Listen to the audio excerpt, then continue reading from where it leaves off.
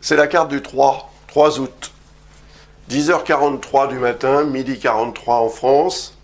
La Lune est à 16 degrés 20 de la Balance. Elle crée une opposition exacte avec Chiron. Les questions de santé dont je vous ai parlé tout à l'heure. En harmonie avec le Soleil, cela dit, c'est protecteur.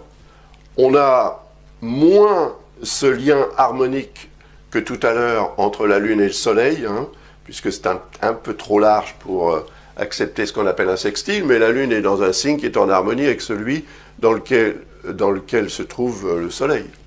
Lion, Balance sont des signes harmoniques, signes de feu, signes d'air. Donc, je pense que ça peut être un moment important et intéressant, mais il ne faut pas entrer dans l'exagération. Vous voyez, Jupiter peut produire cette tendance. L'exagération émotionnelle, on se sent dépassé par les émotions. On se sent manipulé par ces émotions. Et automatiquement, on peut faire des bêtises. Donc, soyez dans la vigilance à ce sujet et dans le contrôle si possible. Ce sera possible, à mon avis, grâce à Saturne. Saturne, c'est la voie de la sagesse. C'est la mienne, peut-être.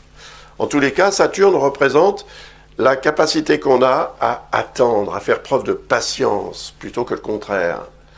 Et puis aussi, peut-être, à miser sur ce qui est plutôt réaliste et concret que sur l'hypothétique. L'hypothétique serait plus représenté par le quinconce, avec Mars, Uranus et le nœud nord, qui sont toujours là, très proches les uns des autres, dans le signe du Taureau, en dissonance évidemment avec Saturne. Donc il y a toujours, et ça continue, ces tiraillements entre le pour et le contre.